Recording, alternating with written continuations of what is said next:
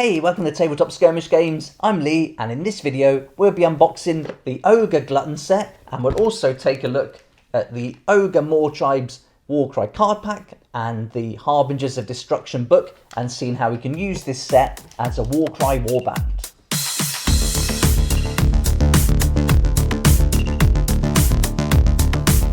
Here we go, here's our Ogre Gluttons, a great looking set, and these have also been called the Ogre Gutbusters, and I picked these up on Element Games where you can get them for up to 20% off, and the RRP on these is £30. I paid £25.50, and so I'll put a link down in the description below for this set, but also for the cards and the book if you'd like to take a look. And that's an affiliate link, but it's not going to cost you anything extra. In fact, it could save you up to that 20% on all the Warhammer products. And for every sale made through an affiliate link, I get a small commission, and that's going to help me do more videos like this. So thanks so much for that support. I really appreciate it.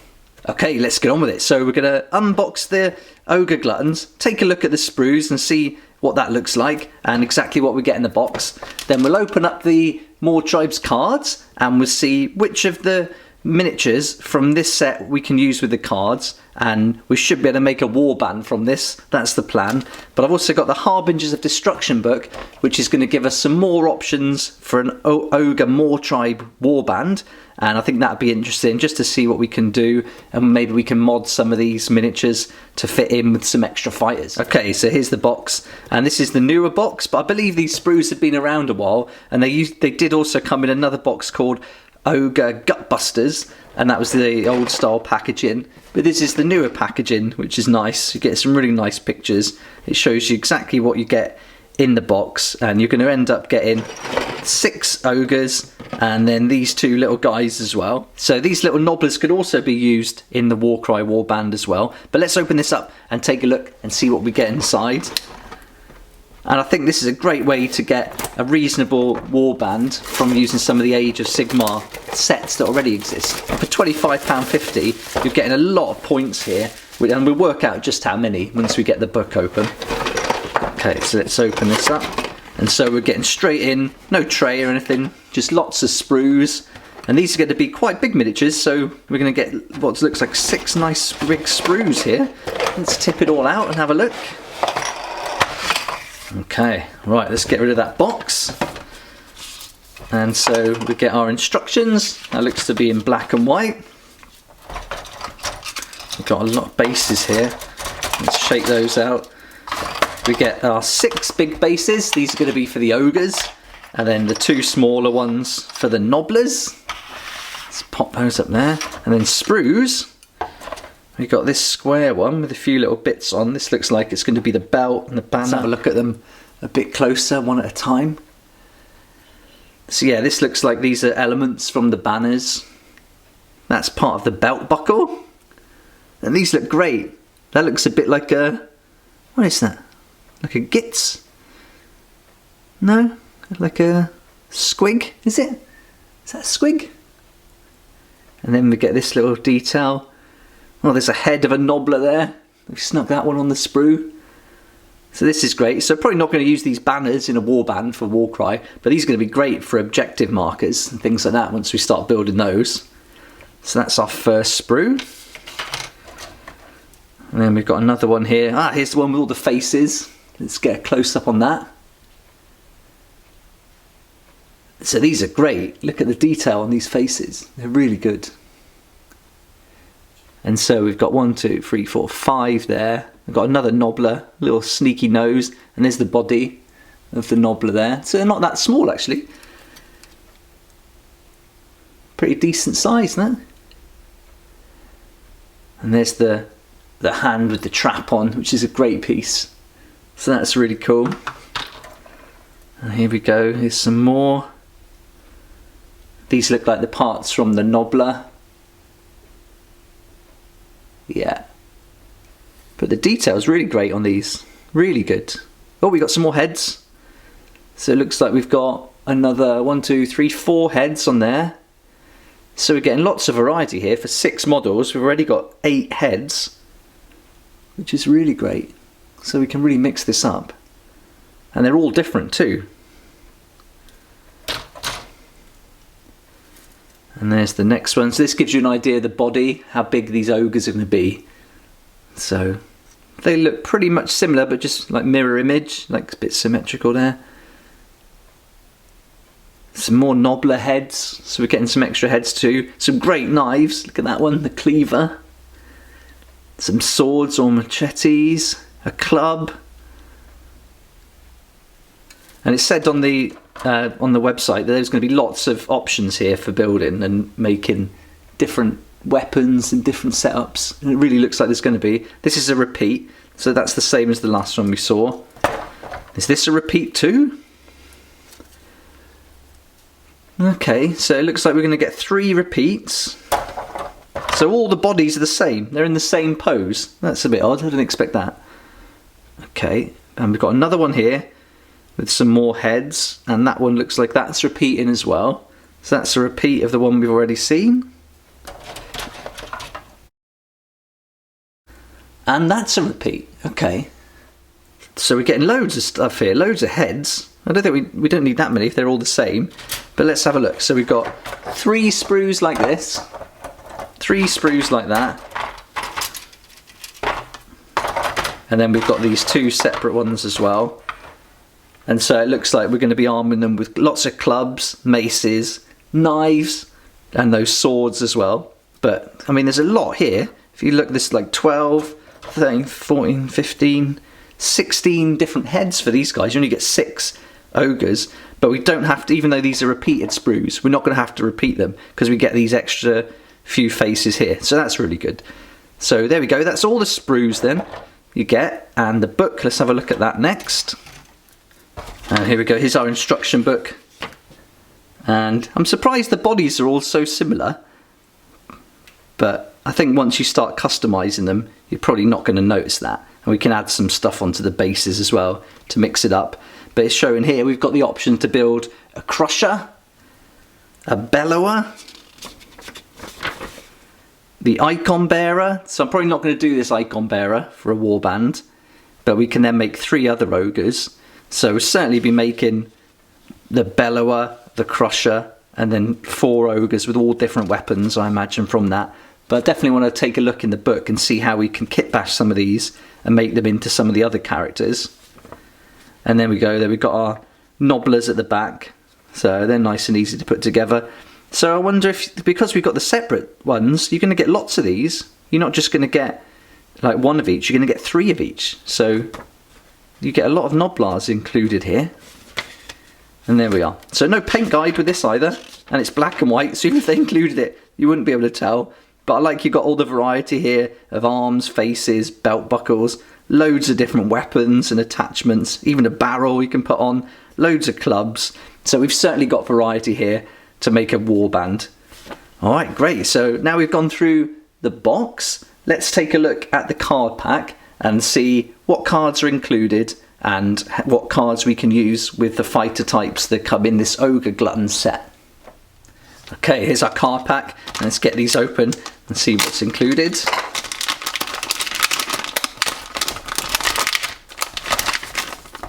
And this is where we'll see the rune mark for the Ogor Mawtribes for Warcry, which is great. So this looks like the man trap that comes on the hand that we saw earlier on the sprue.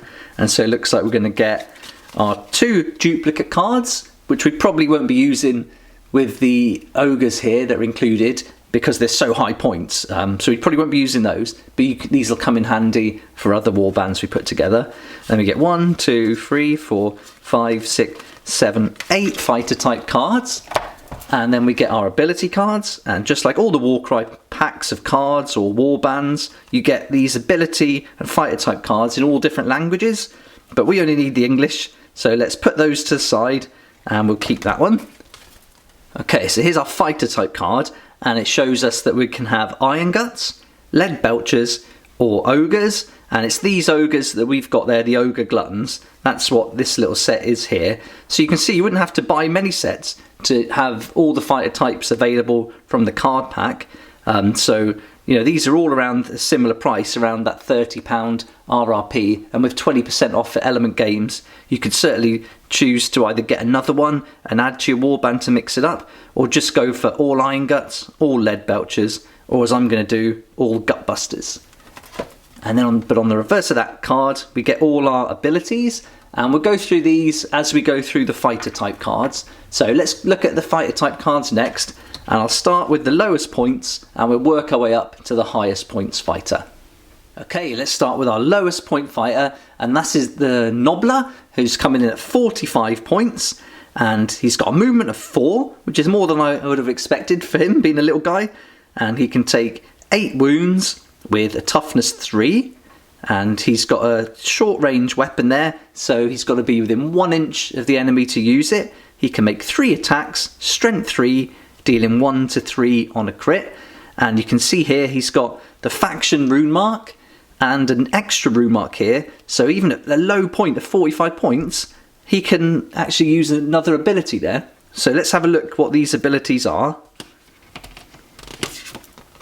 and here's our ability card. Now usually if you've got this faction rune mark, there's like 1 or 2 or sometimes 3 abilities that any member of the warband can use, but in this case they have to have 2 rune marks for each ability, so they have to have their warband rune mark and then an extra one. And so our little Nobbler here, he has got an extra rune mark, which is this one here, and that's a triple called Sneaky Traps. Until the end of the battle round, each time an enemy fighter finishes a move action within 3 inches of this fighter, that fighter suffers impact damage. Okay, so that's a nice little ability there. It is a triple, so it's quite high, and impact damage isn't going to do a huge amount of damage there, but still it's quite good. And if they roll a 6 for that impact damage, then that's going to hold them up, give them a little bit extra damage, but not bad. I mean, for 45 points, we can't complain at that. Even the fact that he's got this ability that's specific to him is pretty good. And to have that nice movement and really average, as you would expect, stats for a low point miniature, I think this is really great. And you'll see in a minute that the other ogres have got really high points. So having the ability to just sneak in a couple of little low point miniatures, little low point fighters, I think that's really good. So that's our first one, and that's our Nobbler. And now our next card, this is our first ogre now, and this is our lowest points ogre at 200 points. So these are really high, and this is the Ogre Glutton with Iron Fist, and this one is included in the Gutbusters Ogre Glutton set that we opened just now. And you can see here for 200 points, we get a movement of 4, he can take 30 wounds with a toughness 4, he's got the faction rune mark and 2 extras, so he's going to get 2 abilities. And then his stats here, he's got this sword and fist, so he's got to be close up to deal damage with those. So 1 inch range, can make 3 attacks, strength 5, dealing 3 to 6 on a crit. So pretty huge output there. He's strong, can't move that fast, but for these big guys, you're not going to expect them to be going across the battlefield really fast, but still having 4 movement is good, and he can take a lot of wounds. So for 200 points, this guy's pretty solid already, but let's check out his abilities. Okay, so with this rune mark here, looks like he's going to get a double and a triple, and with this one, he's going to get a double. So let's work our way through those, and the first one is a double called On the Moorpath. Nice, like what they did there.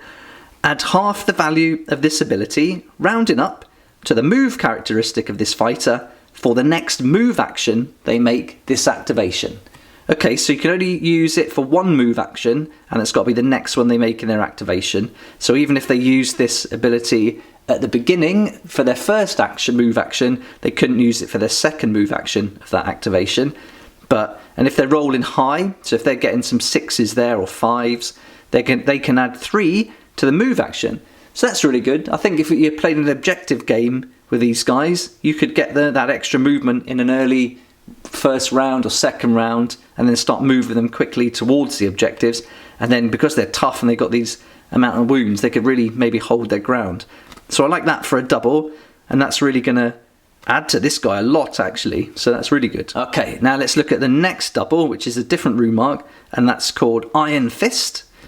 Pick a visible enemy fighter within 1 inches of this fighter and roll 2 dice. For each 4 to 5, allocate 1 damage point to that fighter. For each 6, allocate a number of damage points to that fighter equal to the value of this ability. Alright, so this is nice. For a double again, that's really good. I mean, the chances of getting a 4 to 5 are pretty good. So there's an extra damage point you can sneak on. But if you get a 6, and this is a high double value ability, then that's some extra damage this guy can put out. So again, that's a really nice ability. And now he's got one more, so let's look at that. This next one is a triple called Bull Charge. Until the end of this fighter's activation, the next time this fighter finishes a move action within 1 inch of an enemy fighter, pick a visible enemy fighter within 1 inch of this fighter. Allocate a number of damage points to that fighter equal to the value of this ability. Okay, let's just break that down. So if he's ending his move action, so he's got to move within 1 inch of an enemy fighter, pick a visible enemy fighter within 1 inch of this fighter, and then you can allocate a number of damage points equal to the value of this ability. So again, you want to be rolling high here for this value ability, and you can just add on some sneaky damage there. So this guy's solid for 200 points, 3 decent abilities, can take a lot of wounds, is that he can increase that movement with a double, and he's got this output here. I mean, that's pretty good. So that's our first ogre and our second fighter type, and that's the Ogre Glutton with Iron Fist. And our next ogre fighter is the Ogre Glutton with Clubs. And for 205 points, so a little bit extra there in the points value, we're getting movement of 4, can take 30 wounds, toughness 4. He's got a rune mark, so we know he's going to get some abilities.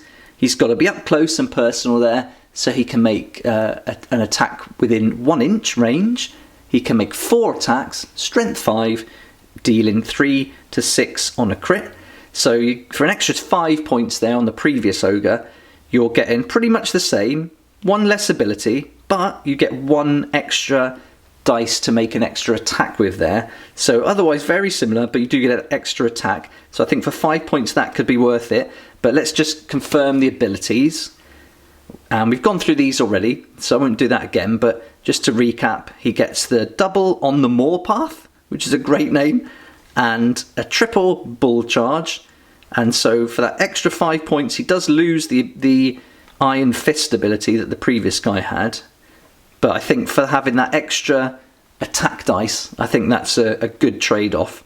So that's awesome. That's our third fighter type, and that's the Ogre Glutton with Clubs. So those 3 fighter types so far, they're included in the box set we just opened. But our next fighter type is called a leadbelcher, and he's not included in that set. So you would have to pick this up separately, or I don't know how you would make something like this, but I mean, that's an option for sure, because you've got the bodies there, and the bodies look very similar. It's just changing those arms. I suppose it wouldn't be too difficult to make a little cannon like that. So I could definitely see you being able to mod one of the ogres from the set to make a leadbelcher if you wanted to. But statistic-wise, this guy comes in at 230 points. He's got a movement 4, can take 30 wounds with a toughness 4. And he's got the faction rune mark and also 2 other rune marks there. So we've seen this one already. We know he's going to get 2 abilities for that, but he does get an extra ability with this one. And he's also got the option of 2 weapons. So he's got his long-range weapon, which would be this leadbelcher cannon. And this has got a minimum range of 3. A maximum of 10, so if your enemy is within 3 inches of you, you couldn't use this weapon. And that's got 3 attacks, strength 5, dealing 3 to 6, 6 on a crit. And the next weapon, he's just going to punch you or hit you with the cannon, so that's got to be up close with a range of 1, can make 3 attacks with strength 4, dealing 1 to 4 on a crit. So for this guy, that range is where it's at. You want to be inflicting some power there. So that's awesome. And let's check out this extra ability that he gets. Okay, so with this one, we know he's going to get the double on the Moor Path and the triple Bull Charge. But now he's also going to get this one down here, which is a quad called Thunderous Blast of Hot Metal. Add half the value of this ability, rounding up to the attacks and strength characteristics of the next attack action made by this fighter, this activation, that targets an enemy fighter more than 3 inches away. Okay, so we know we have to be more than 3 inches away to use that weapon, and you can add half the value of the ability rounded up, so 5 or 6, on that roll, that value is going to give you 3, and you can add that 3 to both the attack and the strength characteristic. That's crazy. So you can get 6 attacks, strength 8, dealing 3 to 6 on a crit. That's huge. So that's a massive ability. And also combining it with On the Moorpath and the Bull Charge, this guy's tough. And with that range weapon, that's nuts. I wouldn't want to go up against him. So that's our first leadbelcher at 230 points. And now let's move on to the next ogre. And now we're on to an irongut. And now this guy's not included. He isn't in the pack we've opened either. But you could see this wouldn't be too hard to replicate. I mean, you could just give him a real big club and then just use him as this fighter, especially if you're playing just for fun or hope. Obviously, if you're in like a serious match play, you'll need the actual miniature, then you'd want to get another set. But for this guy then, he's at 235 points. He's got a movement 4, can take 30 wounds, and he's a bit tougher, this one, at 5. He's got the faction rune mark and the rune mark we've already seen. And with his club, he's got to be up close and personal, so a range of 1, can make 2 attacks, strength 6, but now he's dealing 4 to 8 on a crit. There's a lot more points here, but we're getting he's extra tough, so he's going to be harder to damage. He can only make 2 attacks though, but those attacks are going to be putting out strength 6, dealing 4 to 8 on a crit. So there's a very good chance he's only going to be needing to roll 3s most of the time to actually make a hit. And then when he does, that's a 4 to 8. So there's a lot of damage he could put out there, but not many attacks. And then if we look, he's got the abilities On the Moorpath and Iron Fist.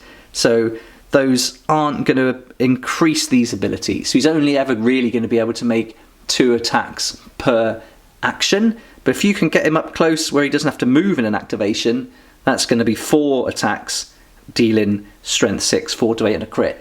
So if he can get up close, then he can be pretty tough to dish out some damage, I think. But there we go. That's our irongut. Okay, now we're starting to move into our leaders, and this is the leader for the leadbelcher style miniature. And this guy is called a thunderfist, and for 250 points, he's got movement 4. He can take 40 wounds, which is massive, and he's got a toughness of 4. He's got the faction rune mark, and he's also got 3 others. So he's got the leadership rune mark and the 2 we've already seen. So this guy's got tons of abilities that he can put to use. And weapon wise, he's got 2. So he's got that range weapon, again, minimum 3, maximum 10. Can make 3 attacks, strength 5, dealing 3 to 6 on a crit. And his second option, he can get up close there, range of 1, 4 attacks, strength 4, dealing 2 to 4 on a crit. So you can see with these leadbelchers, you really want to be using the range weapons here. I mean, 3 attacks, strength 5, 3 to 6 is great. But even if he's up close, he's going to take some punishment there, with being able to have 40 wounds. But let's see what the abilities are like for this big guy. And he's got the double On the Moorpath, the triple bull charge. He's got that thunderous blast of hot metal that we've seen. And now he's also got the leadership ability, which is a double called Might Makes Right. A fighter can use this ability only if an enemy fighter has been taken down by an attack action made by them this activation. This fighter makes a bonus move action or a bonus attack action. Okay, so that's cool. I mean, the chances are he's going to be taking them down early on in an activation. So if he does that, he can make another move or bonus action. So this is actually quite good for a double. He can either move and get in a better position for the next round, or indeed his next action, or he can make another attack action. And I wouldn't want to have this guy making 3 attacks in one activation there with these stats. So that's great. So that's our leader, our first leader, and that would be if you wanted to have a leadbelcher leading the warband. Our next fighter is another leader, and this is called the Crusher. And now this is included in the Ogre Glutton set that we unboxed. So you can make this leader here, and he comes in at 285 points. He's got movement 4, can take 40 wounds with a toughness 4. He's got a nice amount, again, he's got 3 more rune marks there, so we know he's going to get 2 abilities, 3, 4 abilities. And with his weapon, which is a club, but also this here, this fist trap thing, which looks mental, that's a range of 1, can make 4 attacks, strength 5, dealing 4 to 8 on a crit. a huge output there, especially with 4 attacks at strength 5. That's a lot. So let's just go over the abilities again. And he's got on the Moorpath for a double Iron Fist, a double Might Makes Right, and he's also got the other triple, which is the Bull Charge. So this looks like a solid leader here for 285 points, 4 abilities, 4 attacks, dealing 4 to 8. That's brilliant, and he can take 40 wounds. So that's huge. So what a great fighter and a great leader that's included in that set there. So I really like that one. And that leaves us with one more fighter type to go. And here's our final fighter then, and our highest point fighter as well at 315 points. And this guy's called the Gutlord. And he comes with a movement 4, that huge 40 wounds he can take with a toughness 5. He's got 2 abilities, and he's got a range here of 1. Can make 3 attacks, strength 6, dealing 5 to 10 on a crit. So this guy's a monster. That's like a huge amount there. So he's strong, he's tough, and he can deal 5 to 10 on a crit. That's nuts. So his abilities, let's just run over those. And he's got the double on the Moorpath, the triple Bull Charge, and the Might Makes Right. And so this one isn't included in the pack we've just unboxed, but again, you could mock this up yourself, I think, quite easily, and choose a model that you're going to use as him. So that wouldn't be too difficult at all, I don't think, from the set we've got. But that rounds up all the fighter types and all the cards that come in the Warcry Ogor Mawtribes card pack. So let's take a look at the Harbingers of Destruction Warcry supplement book, and we'll see what other fighters we can use for the ogres, and just to double check that they haven't changed any of the stats from the cards we've gone through. Okay, here's our Harbingers of Destruction Warcry supplement book. And if you haven't seen this yet, I've done a separate video which goes through it in detail so you can see exactly what's included. But these are great books and well worth getting, especially if you've got a Destruction warband or are looking at getting into them. And they're really good if you've got an existing set of miniatures that you want to use in Warcry, because then you don't have to buy any cards or anything like that. It's got everything you need in the book. But here we go, I've checked through the fighter abilities. Now they're all the same for the cards, and the leader abilities are all the same, and all the stats on the cards are the same too. But what you'll see in the book here is you get lots of extra fighters. So starting down here, you've got your Nobbler, which we've seen, the Leadbelcher, the Irongut with fist and clubs. So they're the ones we've seen already. But all these are new. So we've got a Gorga, an Icefall Yeti, the Frost Saber, the Man-Eater, Mournfang Pack with fists and Iron Fist there. So there's 6 extra ones. And now what I've done is I've picked up the Underworld set that gives us some options here. So we can have a Frost Saber, we can have a model that we can use maybe as a Man-Eater or something else. So if you've got other models you want to use, you can kind of use these stats for them. You don't necessarily have to buy these specific models, especially if you're playing for fun. But if you are playing like serious match play, then you're going to need the actual models. But anyway, there's 6 extra you get there, and you also get extra ones here. So you get the Scaug, Tyrant, Butcher, Firebelly, and Icebrow Hunter. So you get loads of extra fighter types you can use, and these newer ones are going to come with different abilities. So you can see the leaders are going to get some extra abilities here because they've got different rune marks. For example, let's have a look. The Icebrow Hunter has got this one, so he gets a different rune mark, so he gets another ability because he's got the 3 rune marks. But so that gives you some options. So it's definitely worth getting if you've got some Ogor Mawtribes already. But I think with a little bit of modification, you could really use this Ogre Glutton set to create some extra fighters from this book. And there we are. And then you can just see them in action there. Looking great. So awesome. So that's the Harbingers of Destruction book for the Ogor Mawtribes.